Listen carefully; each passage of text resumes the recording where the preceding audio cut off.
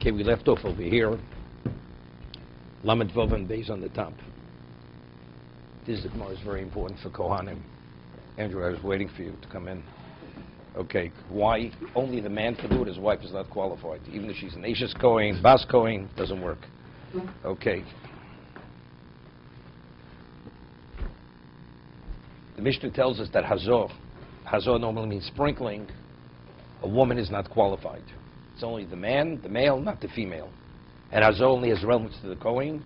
Of course, the Yisrael is not qualified to do Zerika.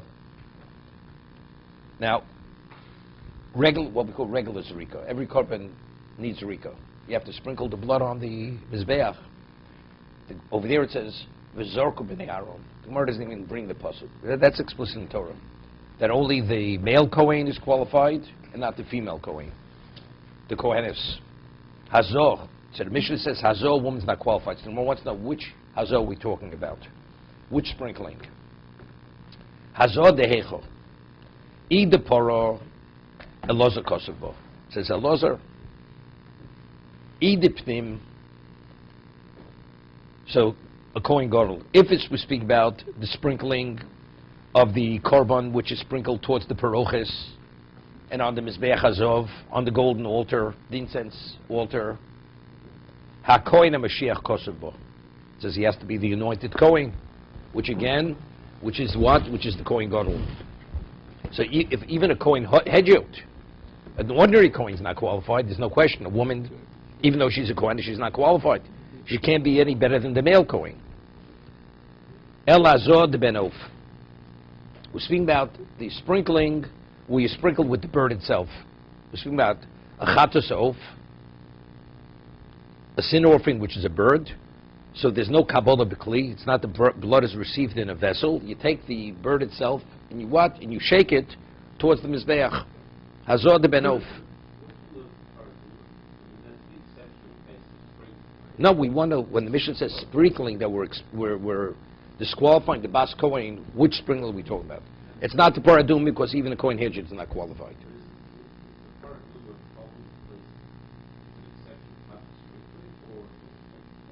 Doesn't make a difference. Torah says paradum is not. We're trying to understand when the Mishnah says Hazor, which Hazor are we speaking about that the woman is excluded, is disqualified. So we're saying it's not the paraduma because it says explicitly, even a Kohen Hedjit. One does not tell me that the woman is not qualified, even the ordinary Kohen is not qualified.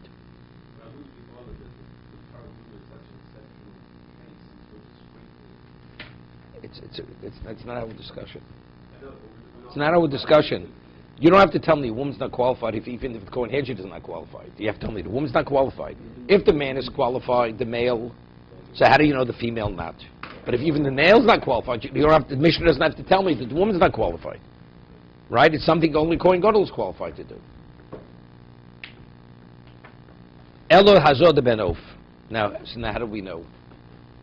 Maybe only Zrika of an ordinary korban, a woman, because it says Bnei Aaron. V'zorku Bnei Aaron. Bnei Aaron v'lo Bnos Aaron. But how do we know that what?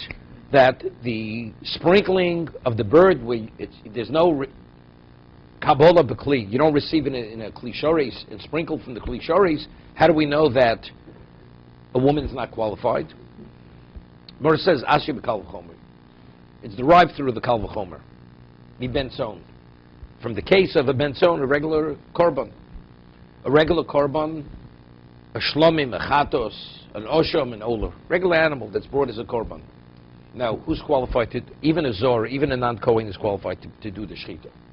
The Gemara says in Svachim, many other places, it says, when do you need a kohen? Mikabel of elech. From receiving the blood onward, that's where a kohen is required. But shechita is ksher b'zor. Shechita is what? Even a non-kohen is qualified to do the shechita. Even a woman. We Tosas on Amanal cited the Mishnah in Chulin. Even a woman is qualified to do shechita of a korban. Okay? Now, so it's derived from the Kal V'chom ben son, from the sheep. Uma ben son shelo kova lo kohen l'shchitoso.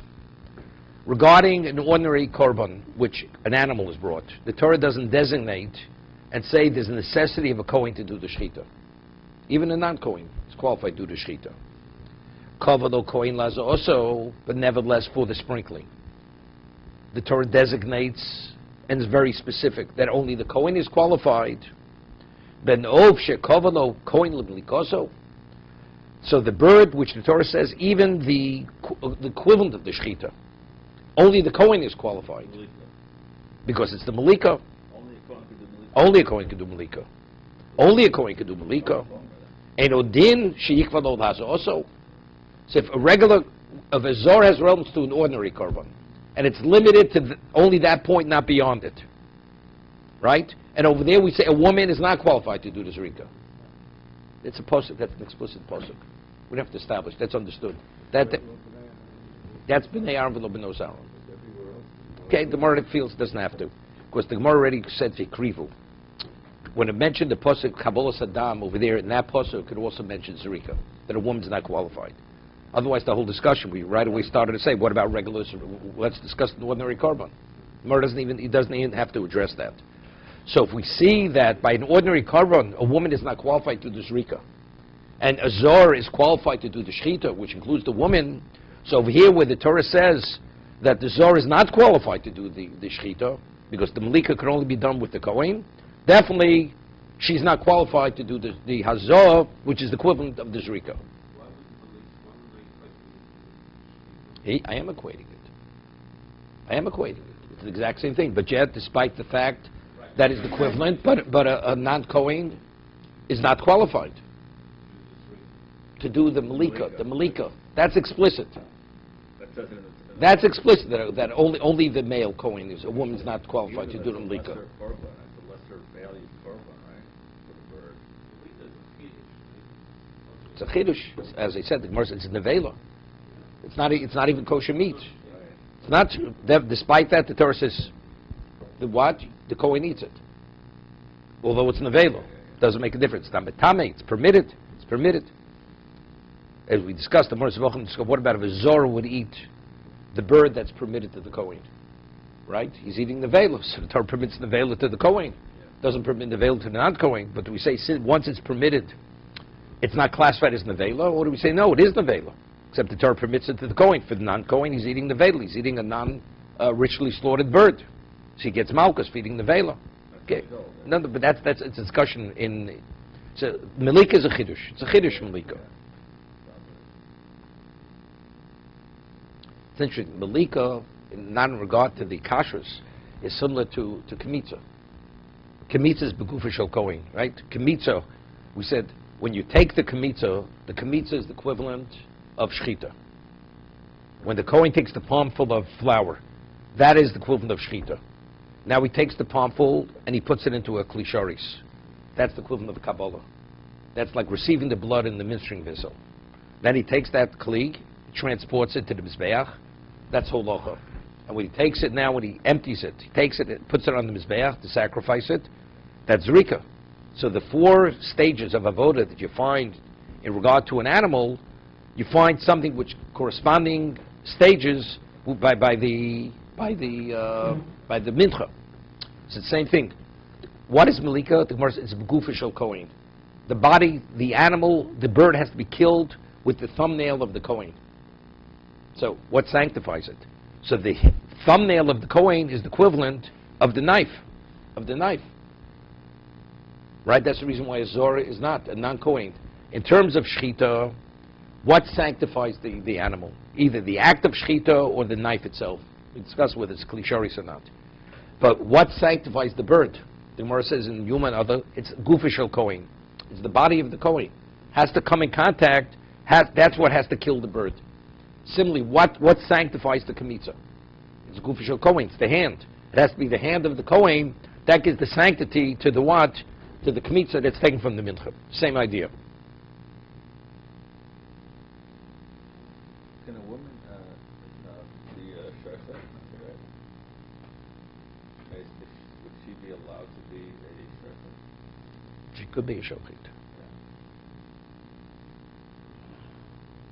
Okay.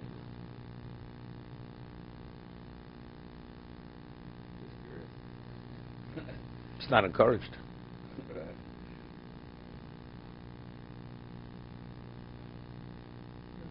speaking of the blood, other than, in the Holy of Holies, where was it done?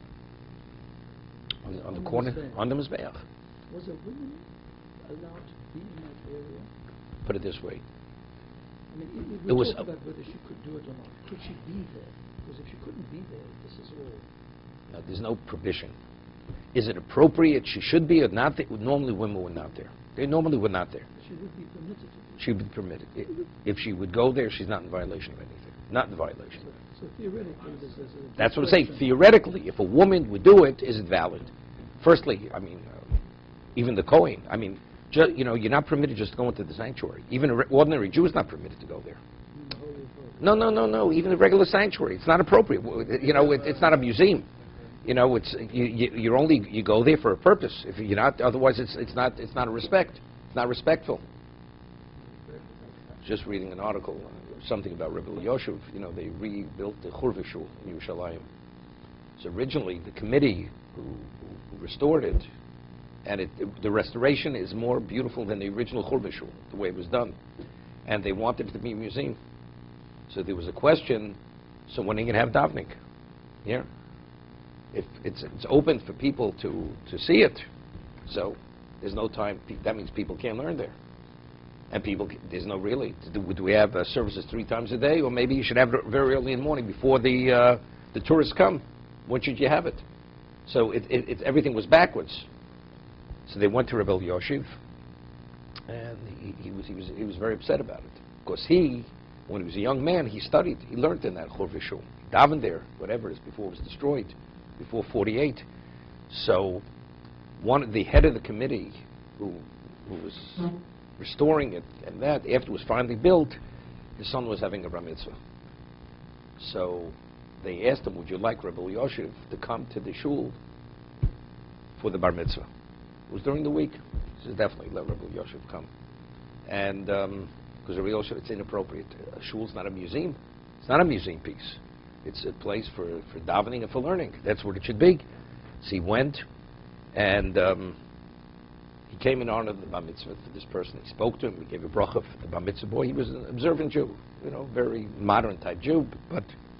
And then he went and sat in the seat that he had sat before the shul was destroyed. Originally, they wanted him to sit up front.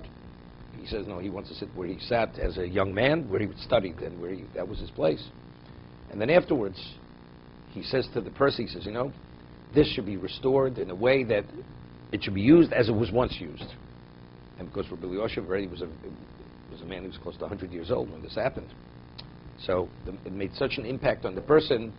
So the main designation is shul, study hall. When that's not happening, then the tourists can come look at it. It could be used as the museum piece. So it's inappropriate to go into the Azor in the sanctuary of Beis unless it was for a purpose. But if Gemara says even a woman to go in, even for a purpose, so shchita, the woman doesn't have to do shchita. If she does shchita, it's valid. There's no prohibition. She hasn't violated anything. No. It's not Azor. It's the outer. It's the courtyard. It's the chotzer. It's called the chotzer. Okay. So it's based on the Kal V'chomer. Now Tosas asks an interesting question. I mentioned it this morning when learning Chumash. It says that in regard to Tnufa, waving, a woman normally doesn't wave a korban except for Mitchasota and the Nazira. If a woman, she finishes her Naziros, her Naziritehood, she brings a Mitcha, she waves it. But we say all of the others, a woman's not qualified. Tosas asks, they're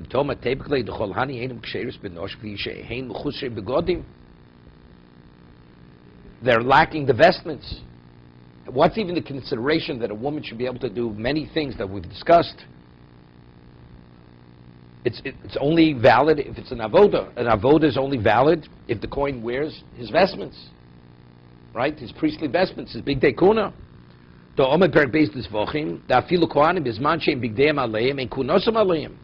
That if they're not wearing their vestments, it's as if they're a zar, they're not a Kohen. So what's even the consideration that a woman should be qualified to do the avodah She has no big day kuna. That's Tos's question. Big day aleim kunos aleim. When they have their vestments, they're considered kohanim. Ein big day aleim, ein kunos aleim. Those are the words of the Gemara. The Shlomar, the Mayru Shalopshus begodim. They had garments, vestments fashioned for them. So they're also wearing the big day kuna. For women. But of course, it has to be made. No, there's no women's vestment. The vestment have to meet the specification of what a vestment is. Right? That would be to the big day. No, it's not. The Torah prescribes, if the Torah says a woman has to officiate, is qualified like the man, it's like what, right? It's what they call unisex. That's what it is, right? The woman's not in violation. It's not something which is unique to a male, right? A woman's Simlas Gever is only that's unique. It's a male's garment. It's not a male's garment. Big Day Kuna is the Kohenis' garment. Od inami yeshlom kevelun istavud Big Day Kuna lovim chushi begodim. Why do we say Big Day Amaleim Kuna Samaleim? Because since the Torah says the Kohen must officiate in his vestment, so what is a Kohen? The male Kohen when he officiates with his vestments. If he's not officiating wearing the vestment, so he's not in uniform. He's not in uniform. That means he's not a functioning Kohen. The Torah never prescribed for a woman that she has to wear Big Day Kuna. So they never prescribed she has to wear Big Day Kuna, and she's qualified to do the avoda. That means she's considered Kohenes even without the Big Day Kuna. That's the reason why it's valid. So that's the most question. How do we know she's not qualified? So we mean psukim that she's not qualified to do the avoda. Can I just go back here? So, in this code of formula, showing, the Gemara is showing that an ordinary man, a non-Kohen, is not permitted to do the sprinkling. No. Not an ordinary man. Not an ordinary. Yeah. An ordinary man is not permitted to do. Including a woman. No, if there's a further code of formula. If an No. So if I understand that. if a sheep of Well, we say, Kohen, but even a woman could do it. When it's lokava kohen means even whether it's a man or a woman. Shechita could even be done by a woman. so with the sheep offering, the Torah required the Kohen to sprinkle its blood. I understand that. And did not require a kohen to do the slaughtering. What it said did not require a kohen. Who's qualified? As long as you're a Jew, you're qualified. Man, woman, they're all qualified. The slaughtering. Do the slaughtering. But the sprinkling is required, you're obligated to have a kohen, male kohen, male kohen. That's really my question. No. So that's explicit. That's a pasuk. That's an explicit pasuk. Because it says, "V'zorku b'nei Aaron." Only the b'nei Aaron are qualified. B'nei Aaron v'lo b'nos Aaron. Okay, so we've got that covered. That's covered. So we know that sprinkling by an ordinary korban, a woman is not qualified. Focus just on the female who's a Kohen. Right. Clearly the others are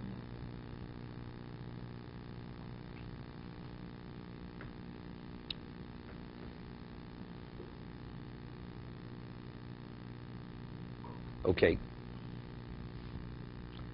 There's an interesting Tosas over here asks a question. Rashi explains, says, maybe that we say that a woman is not, Kohenis is not qualified to do Hazor, is referring to the Paraduma. As Mar says, Paraduma.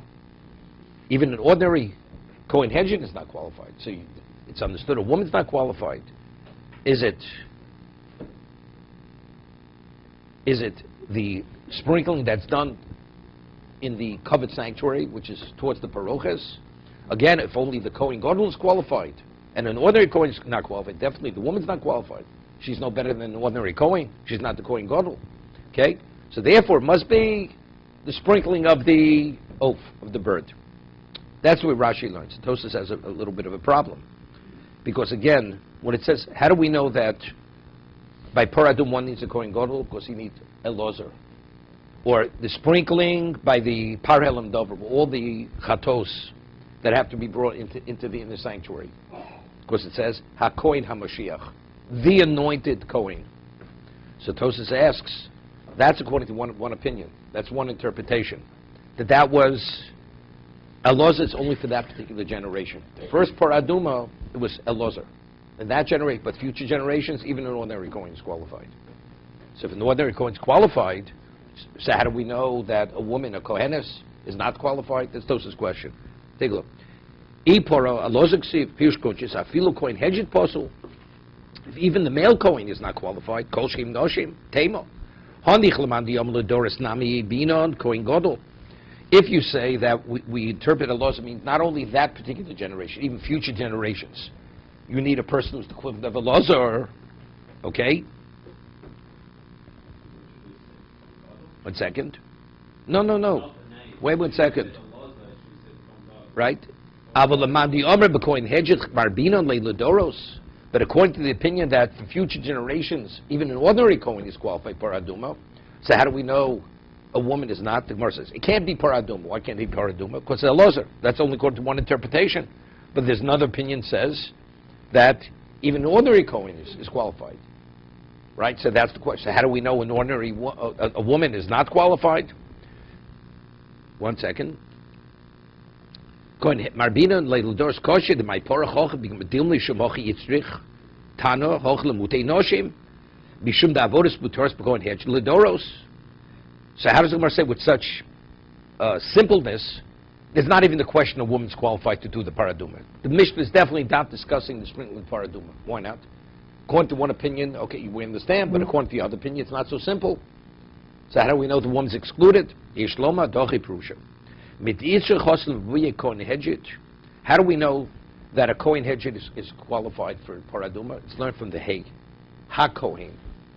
So there's the extra Hay is written to include the male Kohen. So we're including, so when we say a Chidush, we're including one, so he says, so the Hay comes to include the male, not the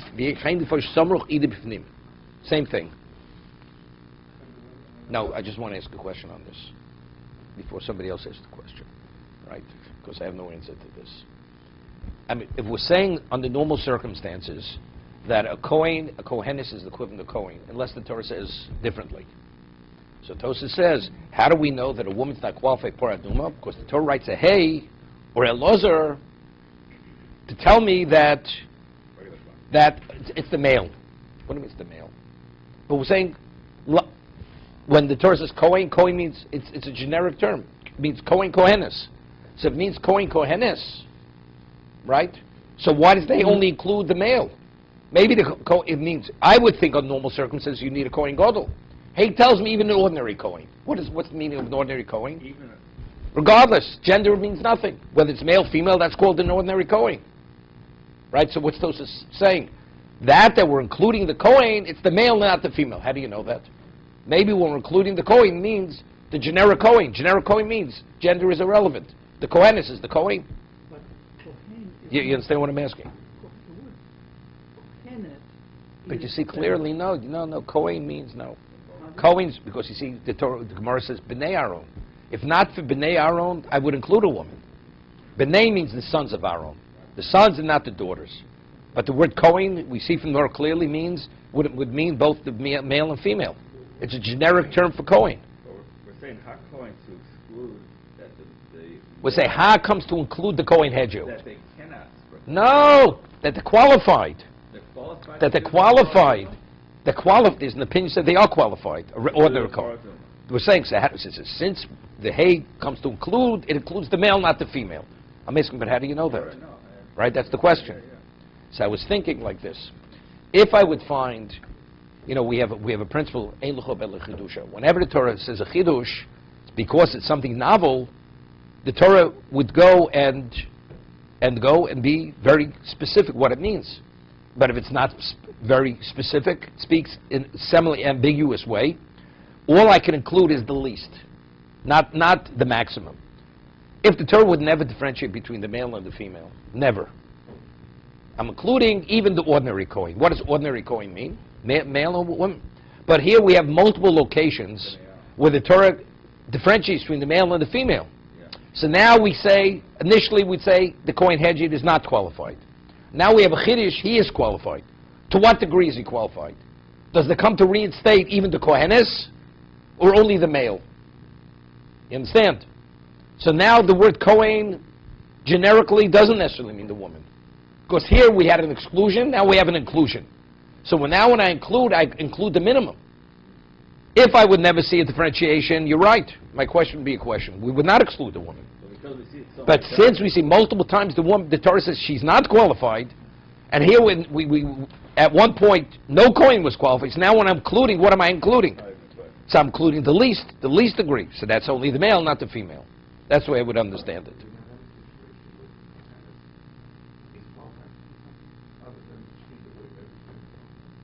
Because we had discussion. We had it in kiddushin and we had it in chulin. What about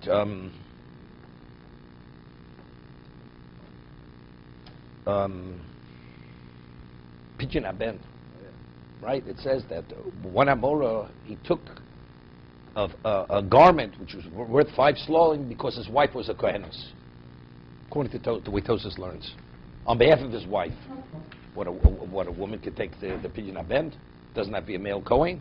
So it's not simple. There's certain things where the woman's not excluded. For truma, woman, right? A bas kohen, she has kedushas kuna, even though she's a female. What's the pidyon haben? She is obligated. Not obligated. No. She's not obligated. If she has a child, she's not obligated, right? Even a bas levi.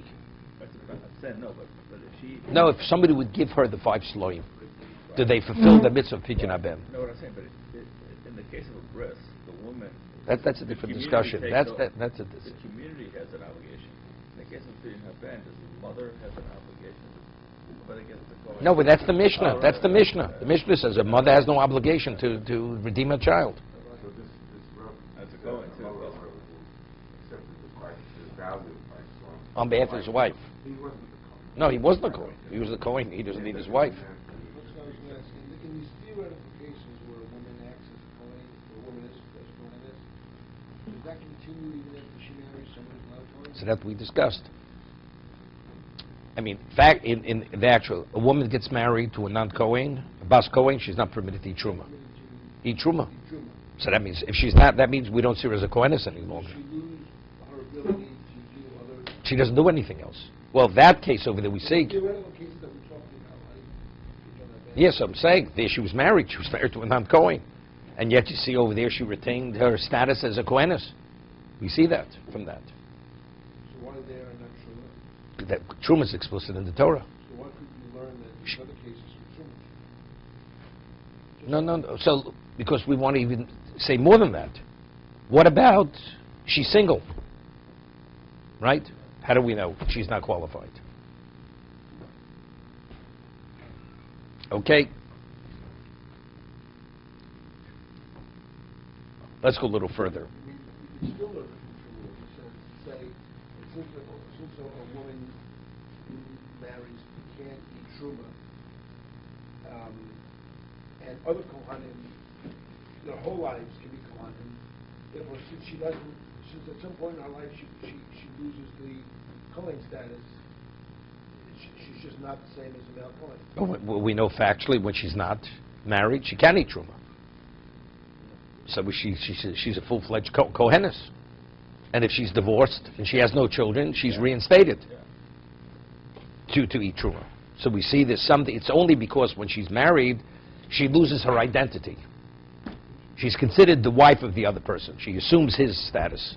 But once that status is severed, she reverts back to her original status. That's what you see. Children Unless she has children. take that away. If she has living children, then she identifies with the husband. But she doesn't revert back, you're saying? No, if she has children from the non-Kohen, she doesn't revert back. Okay. The Mishnah says, Chutz mitra soto nezira. Normally, a woman doesn't waive her korban, except for the mincha, which is called minchas kenos, this week's parsha, right? The mincha of a tesota, the suspected adulteress, and the zira. Amalei Reb Lozer, the Reb Yoshia, the Doreg. Reb Lozer said to Reb Yoshia of his generation, meaning evidently there were other people with this name, Lo teisev akaroch ad amritli lo shmaitza. He says, don't sit in your place until you explain to me this statement, this halachic statement. Minayin lemitchesot shetuna terufa. How do we know that the male offering of a soter has to be waived? So Mar says, how do I know? Minolan, the begufa ksif. It's explicit in the pasuk. No. Read the pasuk. V'heidif is hamincha. It says v'heidif is hamincha. It says hamincha has to be waived. How do we know? Ela trufa bebalim no. Hamincha has to be waived. That we understand. But how do we know that the one who brings the mincha, the person himself, has to be involved in the waving? Because the heinif means the Kohen. It doesn't say v'heinifa. She waves it. The heinif, it should be waved. Asi yad yad mishlomim. I have gzera shava. It says yad in regard to the mincha of the soto, and it says yad in regard to the shlomim. A certain part of the shlomim is waved. Ksiv hocha v'lokach hakohen yad isha. The Kohen takes the mincha from the hand of the woman. Uchsiv hosom yodav tvienu. And it says yodav in regard to that's written by shlomim. So by the regular shlomim, it doesn't mention a word about Kohen. That the Kohen is involved in the waving process. By sota, Kohen is mentioned. He's involved in the waving process. Now I have a question. So how do I know that by sota she has to be involved besides the Kohen?